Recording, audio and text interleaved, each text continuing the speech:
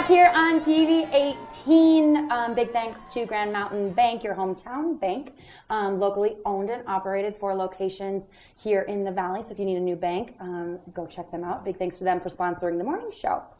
Tim has joined us here from the Grand County Historical Association, and you always bring such fun things. But first of all, thanks for being here. You're welcome. How's life? I haven't seen you lately. Life is good. I mean, we've had a nice snow year. I know. Snowboarding's been great. Good. So, good. Yeah. Counting your days? There aren't enough days to count. Agreed. I get out when I can, but not enough for sure. Yep, I know. But things otherwise good? And yep, museums staying busy? We're staying busy. This time of the year, we're a bit, we just had our annual dinner. Which was great over in Kremling. Cool. And, just kind of cleaning up the place and getting it ready for the busy season again. Good. So, that's always fun. Yeah. Are you discovering anything new that you thought you didn't have? Well, I wouldn't say that I've discovered anything new, but I revisit things all the time, which is laying around on this table. Yeah, very cool. Something to talk about later. Good. Okay. Yeah. Walk me through what you brought. So let's see. Let's start with this one right here. Okay. So this is a ticket from the Middle Park stage line that went over Berthoud Pass from Georgetown to Hot Sulphur Springs. So this was issued in the 1890s. Okay. So, yeah, that's a really neat piece. And transportation as in horse and carriage. Exactly. An old-time bus. Right. Yes. Was there a trail? Well, going over Berthoud Pass, which you can hike in the summertime. Okay. You can hike the exact road that used to go over it. Right. And when cars started coming along, they actually drove over that old wagon road, which is just nuts because it goes straight up and straight down. And it's that's really nuts neat for to hike. It was pretty crazy, and a lot of people got a little scared coming down, not the up, but the down. And so they would get out and walk with the wagon rather than riding it. Yeah, exactly. Summer only? Would they do Summer only. Definitely not in the winter. Yeah. Yeah. Right. I mean, they didn't have snowplows. Right. So, it was desolate here in the winter. I'm assuming. Yeah. In the nobody 1800s. did much. Well, they skied. Okay. That works. So, but a train ticket or a coach ticket. A coach ticket. Perfect. Yep. Cool. So. And then let's move on to this one. This is a really neat one. Okay. This is Walker McQuarrie's photo. It's a tintype from the Civil War. That was his Civil War uniform. And he was at the Battle of Gettysburg and fortunately survived.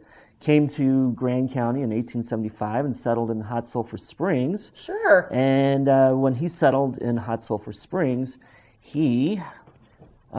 several years later, built what is known as the Stagecoach Inn today. Okay. So, and you can see it looks just the same like that today as it did back then. Wow. And the stagecoach stopped there. Okay. So, Yep. Tie it all together. So that was the McQuarrie house. And then when he went from the McQuarrie house, he ranched where C. Lazy U is today.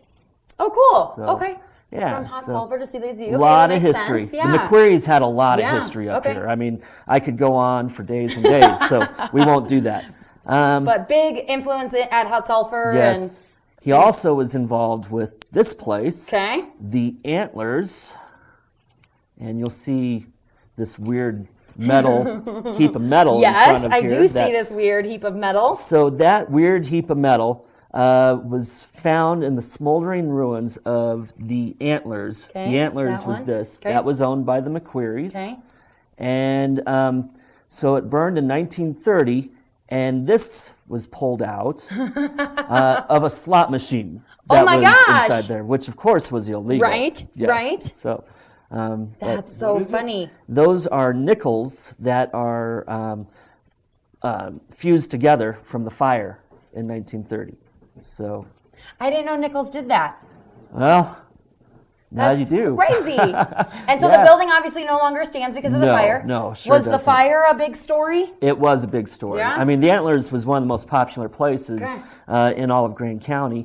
And they would hold the dances there from the Winter Carnival. Okay. The very first Winter Carnival dance was held in that building. Oh, cool. So, and it was owned by the McQuarries, so it was a big deal. Right. And then it burnt down. Yeah.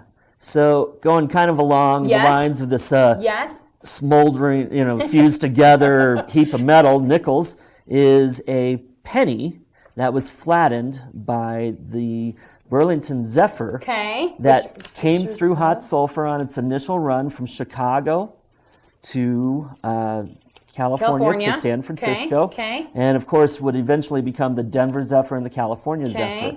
And that's cool. And pictures of that are here. Yes, we've got photos of that inaugural run stopping in hot sulfur. It was a big deal. And you said it was the first train, the first diesel train? Is that what I know? It was the first diesel locomotive for a passenger train. And it set the speed record from Chicago to San Francisco. And was the fastest locomotive in the world at that time. It was the fastest locomotive in the world at the time, so it didn't have any stops to make in between here and there. No. Well, it made a couple. Salt Lake City. But, that makes sense. So, cool. Well, we are here again with Tim from the Grand County Historical Association. We're going to take a quick break, and we'll be back to talk about some other things and that crazy gun you've got over there. Oh, yes, the gun. That's fun. If people want to learn about the Historical Association, where can they do that? So you can go to grandcountyhistory.org or visit one of our museums, Cousins Ranch here in the Fraser Valley. The museum I'm headquartered out of, the Pioneer Village in Hot Sulphur Springs. And in the summertime, there's the